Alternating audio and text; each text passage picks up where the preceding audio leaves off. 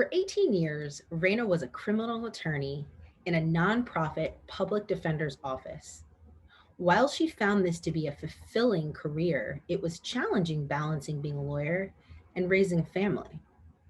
She later joined the Writing Institute of Sarah Lawrence College with a friend, and writing soon became her new passion. She finds meeting new writers to be inspiring and quite humbling. Reyna is the author of Unreasonable Doubts and My Name is Layla. She has also written many essays and two fiction novels. I am more than excited to delve into questions about the young adult novel My Name is Layla with today's guest. So let's delve into this interview. Hello and welcome to Think Dyslexia Network, Reyna. I am so excited to have you on. I am Dr. Lauren, as those of you know, and I've got to tell you that when you sent me an email about your book and wanting, asking if I was interested in reading it, I was more than thrilled. Just because, as a special educator myself and working with middle schoolers, this is that age where, the social and academic pressures of wanting to fit in really impact students. And so I really feel like your novel is such a great tool and a vehicle that can be used for, in school districts, for students to read, for parents to read. So I really want to delve right into this interview with you. So thank you so much for coming on the show. Thank you so much for having me. I'm thrilled to be here. Absolutely. So let me outline what I like to do is I like to outline a few of my questions so the audience kind of knows where we're going. So the first one is going to be me asking you more about the book, if you can kind of tell the audience about the book.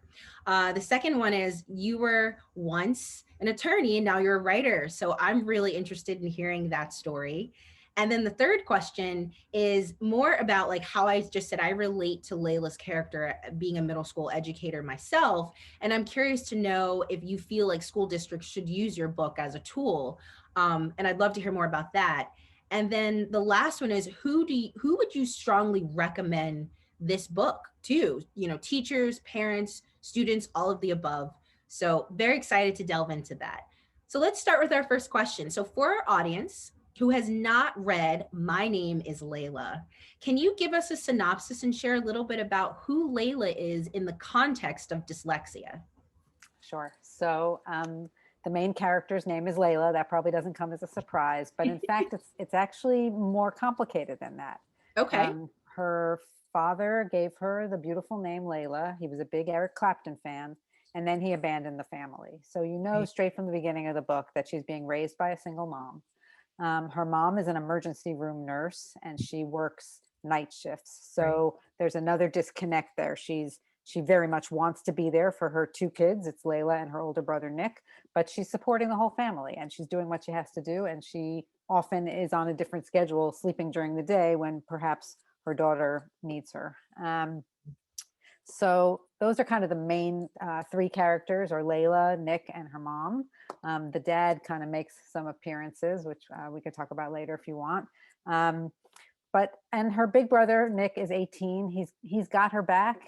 He's a great brother, but he's got issues of his own, right? He's looking to figure out how he's going to escape this small town, and he has pinned all his hopes on basketball scholarship. Mhm. And then he kind of runs into some trouble physically with that in the book. So when the book opens, Layla is 13. It's the night before the beginning of 8th grade, and she is really dreading it. Yeah. And she she has a otherwise a good attitude. She's a well-behaved child. Her Yeah. teachers always like her. She works nicely with other kids, but she really struggles in school. And what is unknown at the beginning of the book is that she has dyslexia. Mhm. And I actually had a few people comment to me that maybe it wasn't so realistic that she could have gotten to that age without being diagnosed. But from the research I did and a lot of people that I talked to, it's not actually that uncommon. Right, right, Especially, right. right? I mean, if someone, especially somebody who's trying very hard, and I'm sure most students are, but, for somebody perhaps who has the intelligence and the intellectual skills to kind of compensate a little bit for some of the struggles, She's kind of flying in right under the wire, and she's not failing. If she were failing, maybe she would have gotten the help. She's Right. kind of, in your B minus C plus range on everything she's doing. And she's finding it really frustrating because she feels she's capable of more. Hmm. She feels that, she reads things, she wants to participate more, she wants to do well, and it's just escaping her. So the way it opens is that she's about to start school again. She's really kind of not happy about it. Her best friend, Liza, is a very good student, Right. and someone who finds things come easily to her. And she's incredibly supportive of Layla. She always asks to be her partner in school assignments and projects and things that they're going to have to work on together. Um, but she's kind of operating in a different sphere than Right. Layla is, and that has its issues too. So what happens, and I'll just give you a very brief, I'm not going to ruin the book for anybody, Don't but ruin the book. They have to no, read. no, yeah, you have to read the book. But what happens is she does get noticed by her new English teacher, and her English teacher is actually new to the school. So He he is. doesn't Yes. have any kind of preconceived notions about her and what her capabilities are. And he senses that she is quite capable. Mhm. And I think that a little bit terrifies her, right? Like she kind of she's not sure whether she should be happy that she's being noticed now Right. Right. or not. So it kind of goes from there. It builds towards a climactic event, which I won't give away, but kind of builds around the idea that eventually these parent teacher conferences are going to come around, and her mom's going to once again see that she's not doing well, and that that's kind of really plaguing her through the book. So Right. And I want to go back to the point that you made about her kind of being diagnosed or identified later. I would agree with you. It's not uncommon. And I think that going back to her mom is trying to raise a family. She's trying to make sure there's food on the table and bills are paid. So she is doing the best that she can. correct. And knowing she's a single parent too, of course she's going to miss things, Right. and I Right. felt like when I was reading it, and I could totally see her first day wanting to pick out her outfit, and her mom is she wants her mom there, but then she kind of didn't, and it was just Right. I remember those middle school years myself, but I mean Sure. really really working with students that struggle. I was like, this is not far-fetched at all. And I think that's what really gripped me, that this book to me as a middle school educator was so realistic.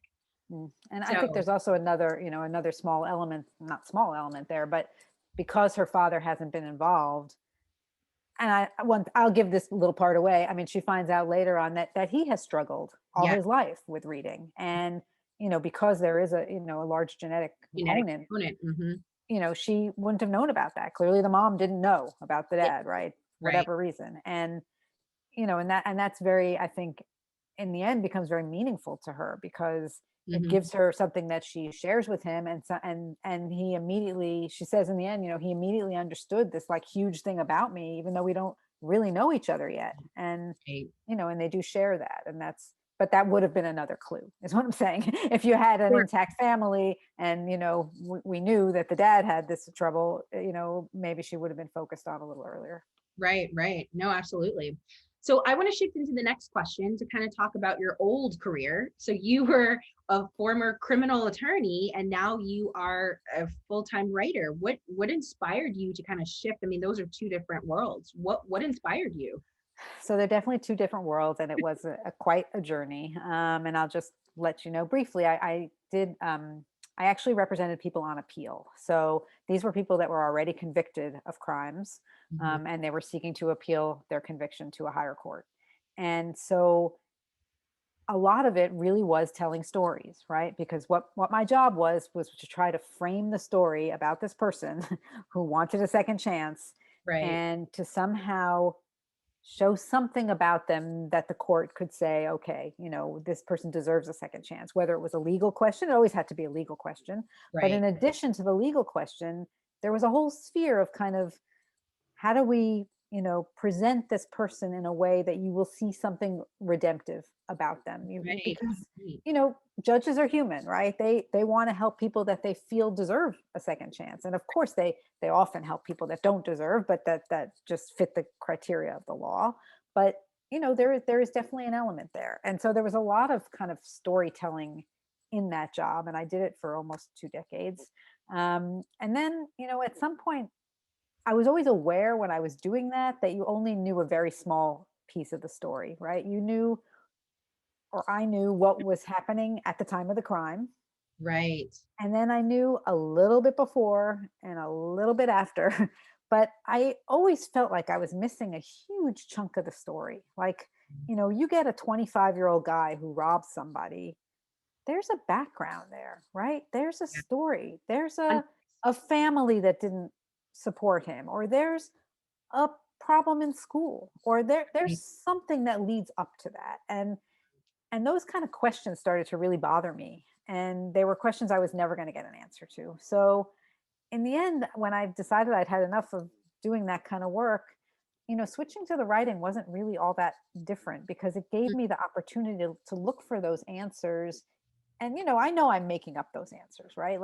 I'm not saying that they're true answers. I couldn't tell you, like Layla does something in the book, and you see why she gets there, and you yeah, you need to understand her build emotions, deeper. right? Like Absolutely. it didn't come out of the blue. Like Mm. you could follow her. And that has been really my challenge to myself, and it's been very rewarding. And how I got to the kids books has been a little bit of a journey. I actually, the first novel I wrote is an adult novel. It's a legal thriller. Okay. And it was much more grounded in what I knew. It was, I very much, depicted the office that I worked in and what was going on there, and a case that, was very similar to something that I had worked on. So the switch to the kids has been, interesting for me, and very, very different. But yeah, very exciting. That makes a lot of sense. I mean, because for me as an educator, I always like to know context as well. I truly believe that, let's just say an eighth grader gets to you, and they have their head down all the time. They seem disinterested in class, and I don't want to say more than often, but I feel like sometimes teachers are, they're tired, overworked, stressed, and they're Of like, well, I course. don't know, this kid just doesn't want to do work. And it's like, but there's a story behind there. This Right. kid didn't just wake up one day and say, I just don't care about school. This Right. has been For sure. over time. So For I sure. think kind of hearing your story, connecting it to the legal aspect of, this young man robbed a bank, or, held someone up at gunpoint at a gas station. That's not someone's choice like that. Right. It's Doesn't come out of nowhere. There's exactly. So that actually makes a lot of sense that you kind of transition from that to writing, because like you said, you were always telling a story, when you were in the courtroom too. So it's right. such a beautiful transition. I love that. So to move to the educational world, as I said before, I've been a special educator for a decade, but I now realize it's been about half a decade I've been in middle school. And Mhm. so I feel like I was seeing Layla through the lens of a special educator, and I could really empathize with her. So I'm curious to know, first of all, are school districts using your book? And if not, do you feel like they should use your book as a tool? I know you're probably going to say yes, but I think we should delve into that a little more, because I want our audience to really hear the whys behind this, because I know for sure in certain school districts, just dyslexia is this taboo learning disability. And so Right.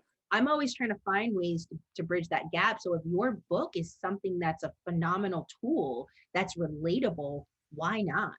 Right. So of course, I mean, obviously I would love that. I can tell you that launching a book during the pandemic, as you can imagine, has been very, very difficult. Especially, I'm not sure where your listeners are, but here in New York, the schools are largely still remote. And so there's not really a chance to go and visit very much. There's some Zoom stuff, but there's not really a lot going on. So I would love the schools to use the book. I've got a few things scheduled now, and this seems to be the way they're thinking about using it is more in terms of like an inclusivity Okay. kind of curriculum, which I think is fantastic. I mean, Yeah.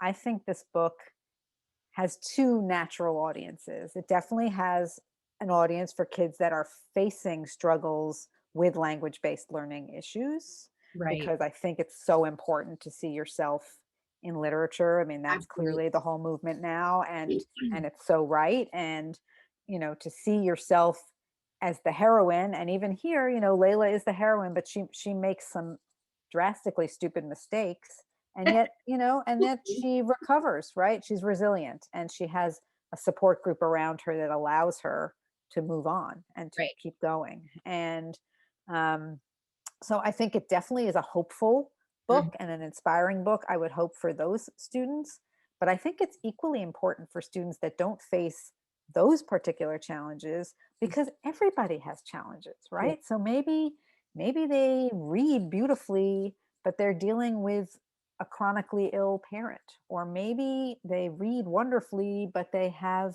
mental illness somewhere in the family, or there's just everybody has something, right? And so to me, it's a book that could really appeal across the board, because it's really about compassion, and it's about self-acceptance. I mean, definitely working towards being better, Right. working towards reaching your goals, but also looking around and realizing that everyone's got something. I mean, in the book, Layla has a friend who has an executive functioning disorder, Sammy. Sammy. Yeah. And I love Sammy. I would marry Sammy tomorrow, but Sammy can't keep his stuff straight. His Exactly. locker is a mess. He He's can't. totally fine with admitting that. He was like, And he's like, you know what? I get help for that. yeah, I go to Mrs. Hirsch. She's the greatest. She, organizes my backpack for me and tells me in what to sixth take grade. home. Right, And, right. fantastic. And, but meanwhile, Layla's been looking out the window at his family and him, for years, thinking Thinking like they're they perfect. are living the perfect life. They have Right, no problems, and right, nobody has no problems. Right. right. So, I think it should, I hope, appeal across the board, but who knows? It's a matter, honestly, as you know, of exposure. How do you, if your book is very, published by a very large publisher and you have a big name, that's great. I'm someone that turned to this, in my middle life, and, it's not so easy, but I would certainly love to be out and about. So No, I think that that is excellent. Is there anything you wanted to share or read from your book at all? I was just going to read for a minute, just so you guys get your listeners get the flavor. Oh, Um, and just the very quick setup is that Layla's new English teacher has given them an assignment. They're reading The Outsiders, and he asks them to write a couple paragraphs about a time when they felt that they were an outsider. mm, And she tries, right, but her writing also suffers along with her reading. So she ends up at the end of the night with like a page of gobbledygook, and she just hits send. So this is when he gives back the paper to her. Okay, so he comes around. He says, this is Mr. McCarthy. So I wanted to explain the grade that I gave you on your paper, he says quietly. He sounds kind of apologetic and all new teacherish, and I feel bad for him. It's okay, Mr. McCarthy, I say. I know you're just doing your job, and this isn't such a bad grade anyway. Well, I wanted to let you know what I was thinking, and maybe you'll be able to let me know if I'm on to something, he says. I don't like the way that sounds, like he's doing some kind of detective work on me. Here's the thing. When I saw all those paragraphs of words that weren't really words, at first I thought you were making an absolutely inspired statement about being an outsider. I thought it was a metaphor, that you were saying that when an outsider tries to express herself, she isn't speaking the same language as the people around her, so she can't be understood. That something is wrong with the communication itself. I was going to give you an A. McCarthy is watching me for any reaction, but I'm way too good at this game. No way I'm revealing anything, even if, as he puts down his theory, it has what Mom would call the ring of truth to it. When I don't say anything, McCarthy continues. But then I thought some more about it, and I decided it could just be you saying, "Back off, McCarthy. I don't need your stupid assignment, and I'm not telling you anything personal about me because it's none of your darn business." And that kind of has the ring of truth too. But I just stay quiet, a stone wall.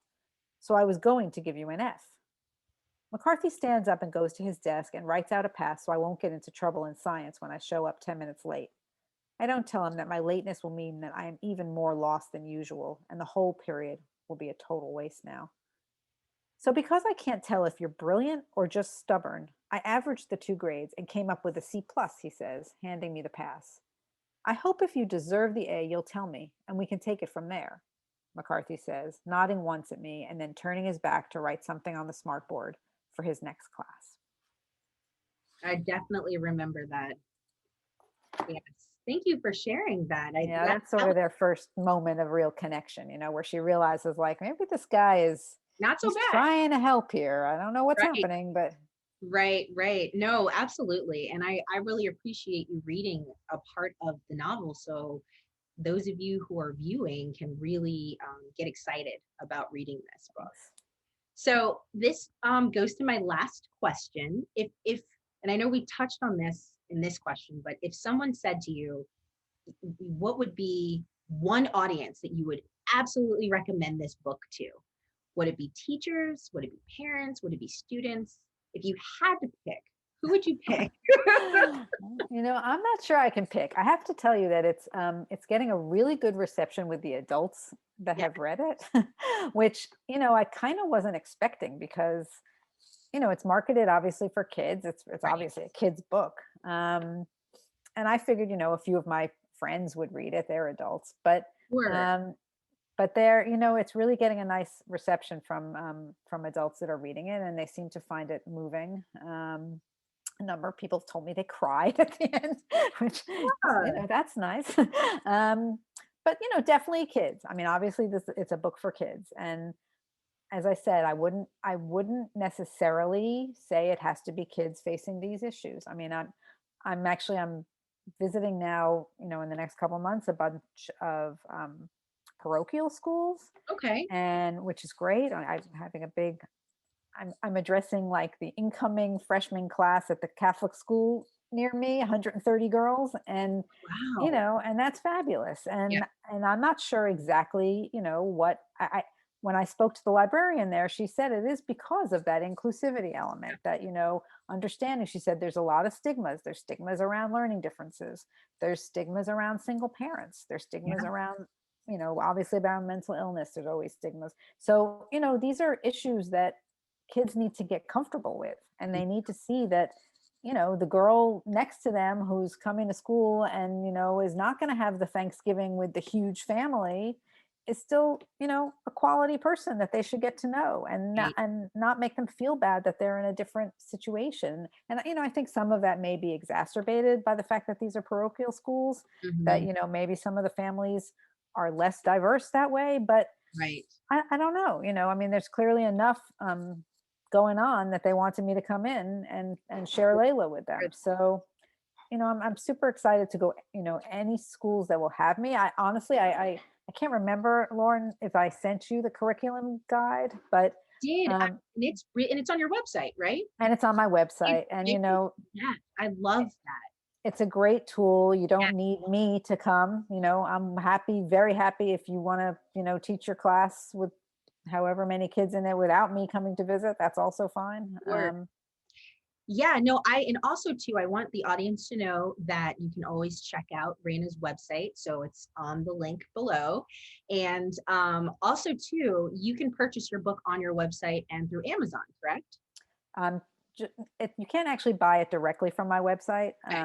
It'll but link definitely where to go. Amazon. Yeah, Amazon, bookshop.org if you want to go to your indie bookstore, which is always incredibly important these days. Okay. Yeah, Yeah. Well, honestly, like I think that this is great exposure to talk about your book to really I love when you touched on the librarians, because I think that's another component that a lot of folks don't think about, that really the librarians in each schools, they are just as important, if not more than the teachers, because they are right. putting they're putting books in the hands of these students, where, as you said before, representation is huge, and it's important for kids to have books as windows and books as mirrors. And Sure. so I can't stress enough that to my audience out there, if you have not purchased My Name is Layla, please do. It's an amazing book. It's what, 100 pages, right? Yeah, it's short. It's Yeah, it's for sure. short. And so, for someone like myself, I read slowly in the beginning for comprehension, but once I get going, I can't put the book down. And so I highly recommend this book. So, Reyna, I am so happy that you and I could find this time Yeah. to do this interview. And I hope to be in touch and read more of your novels. And thank you. Thank you. Thank you so much. Well, thank you for everyone tuning in. And I hope that you look at the show notes and you look at the link and you can find Reyna's book and support her and support dyslexics out there. So thank you for tuning in. I will talk to you soon, Reyna. Have a nice day. Okay. Thank you. You too.